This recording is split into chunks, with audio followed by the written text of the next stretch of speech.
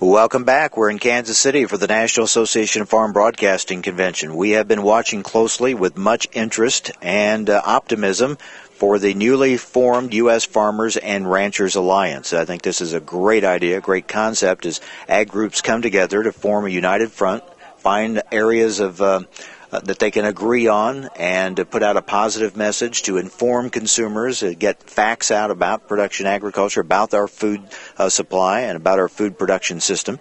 We have with us two of the officers of the newly formed alliance. We have Bob Stallman, President of the American Farm Bureau Federation and the new chairman of the U.S. Farmers and Ranchers Alliance, and Bart Schott, President of the National Corn Growers Association, who will serve as secretary of this new group.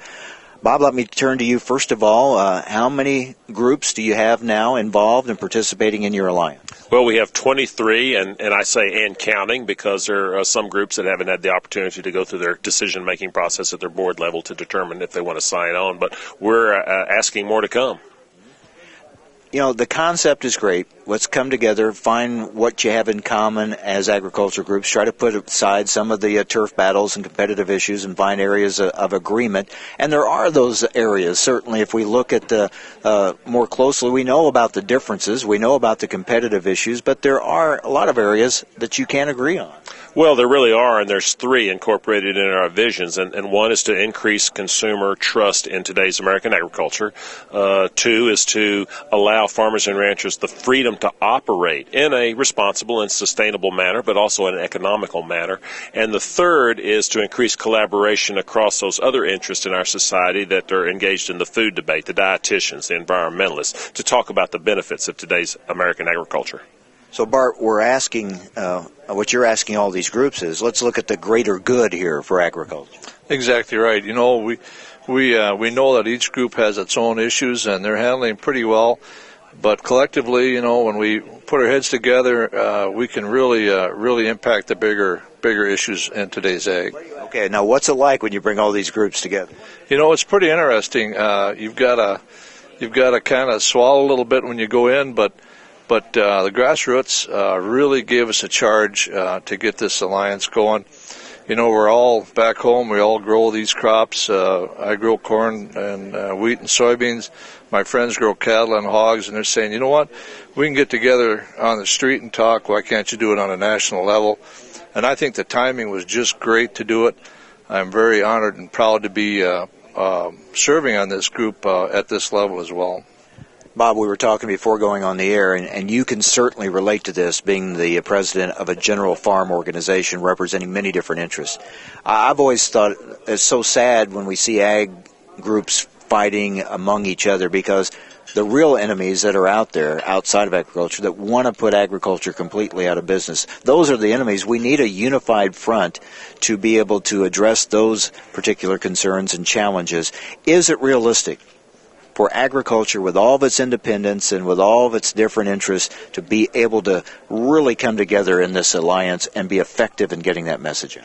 I think we can, for the purposes that we've been organized for. Each of us individually will have those specific issues, which there may be disagreement, but for the purposes that we're trying to accomplish here, and I think we can do it. Now, that is driven and will be allowed by the magnitude of the threat we face. It's like you said, we have entities that want to put today's American agriculture out of business, and they use misinformation, they use emotion, but they only gain traction because consumers don't understand the benefits of today's production systems. And so that's what we're going to try to do, is increase that consumer trust level. We often have said we wish the media, when issues about food come up, why don't they ever talk to production agriculture and get their views and get some factual information? Hopefully, this will be a group that the media, too, will even recognize and say, hey, we can go to this group and at least get their input on a particular issue. I think so, and you're going, the input you'll get from them is the collective ideas that this group have come together on, and so we believe it'll be a big voice for the ag community. Well needed and well supported. Bob, what is your strategy? I mean, what how do you see the group moving forward now?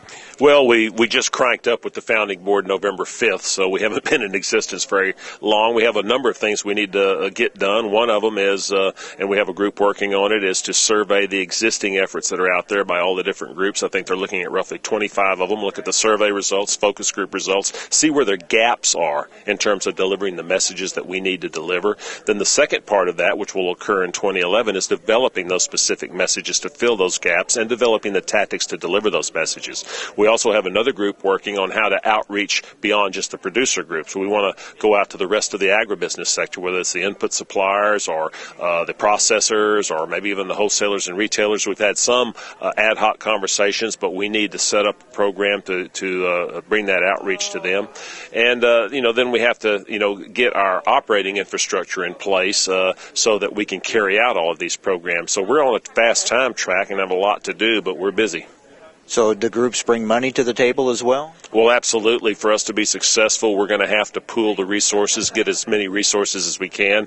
When we started talking about this effort, we talked about a 3 to 5 year effort. This isn't a permanent organization. It's not intended to be. It's more like a formal coalition. So a 3 to 5 year effort, and the goal was to try to have resources of the tune of 20 to 25 million a year for those 3 to 5 years.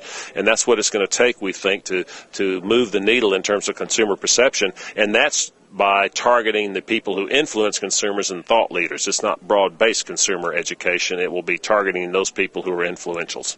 Bart, we've often heard people say, why can't there be a unified voice for agriculture on these issues? This is what you're trying to do? Yeah, and really when you look in the past, it's been tried and hasn't been successful. And so today, it proves the point that timing is usually everything. And so big announcement today. We're all pleased in the ag community that there is something coming forward that can be one voice for all of ag. Bob, I've often thought members of Congress have used it somewhat as a crutch, but there's also some legitimacy to their point as well. A member of Congress could say, I sit in my office and I have a parade of ag representatives come through my office, each wanting something different. How am I supposed to know which one is right or how I should vote? And it can lead to inaction completely. Then there is something to that. We've had so many different voices out there. Well, absolutely. I've heard that argument from members of Congress over and over again, and that is a problem because it gives them an excuse not to act. They don't have to make a decision. They just say, well, I don't know what y'all want me to do. You're not together. Well, I'm telling you today, we're together, at least in terms of working on those issues that will allow us to continue to have the freedom to operate as farmers and ranchers in this country. Bart, we know that consumers are getting flooded with misinformation about food. They're being scared about their food. They're being told things that just aren't true or accurate, or at least misleading at best. Here's a chance to have a voice in that debate and talk to consumers about what's really happening with their food.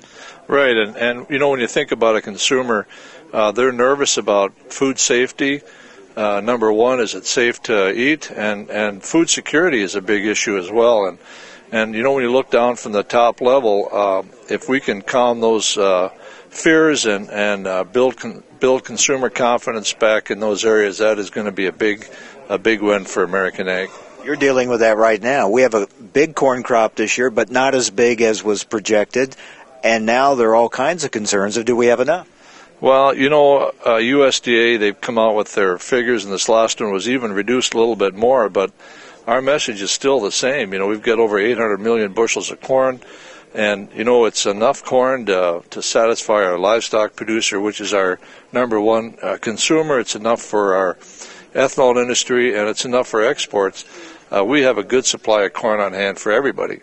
Bob, we're going into what could be a very contentious farm bill debate. We're already hearing about, budget cutting and things like that. I mean, this is a message, too, about agriculture. It needs to resonate in the halls of Congress as well. Well, absolutely. And, what we're doing with the U.S. Farmers and Ranchers Alliance, I think will create a better environment for us to deliver those messages on specific issues, and the Farm Bill's a good example of that. We don't anticipate we as an alliance will be involved, but the messages we deliver will help members of Congress pay attention to the needs within the Farm Bill. And so we look at that as a real positive. And, yes, we're going to have the mother of all battles on our hands relative to this Farm Bill because of the budget situation this country faces. So You mentioned that you want more groups to get involved. Do you have an idea of certainly you want as many as you can get, but any goals, like you want to get to a certain number by a certain time? No, we're moving ahead with the 23 that we have, regardless of what happens. We expect and certainly encourage other groups to agree to sign on with us. We will be encouraging the agribusiness sector to sign on, both in terms of monetary support and support for our messaging. So all of that will be developed. We're a whole lot more inclusionary than exclusionary. And Bart, this doesn't keep each group from working on its own priority items, your own agenda list of things that you want to get done for your members. Right, and each commodity group has their own specific needs and the way they're going to handle them. And you know what? They're real successful at it, and so we don't feel we have to tie into that. It's that other level of cooperation that we're seeking here. All right. So, Bob, I think an historic step here. This has been talked about. As Bart said, there have been attempts at it. This looks like maybe some traction finally to move forward with an alliance. Well, we think so. I mean, the degree of support that I've seen in this whole process starting last spring and moving forward till now, and plus what's really been gratifying to me is the leaders have all that have been involved in this. You know, if something needs to be done, well, we need to do this, and then someone steps up and says, I'll do this, and then we need to do that, and someone else steps up and say, I'll do that. The degree of work and effort and cooperation that's been there has just been tremendous. I wish you the best. I think it's been long overdue, and I hope it's very, very successful. Our thanks to Bob Stallman and Bart Schott with the U.S. Farmers and Ranchers Alliance. Back with more from the Kansas City National Association Farm Broadcasting Convention. Stay with us on AgriTalk.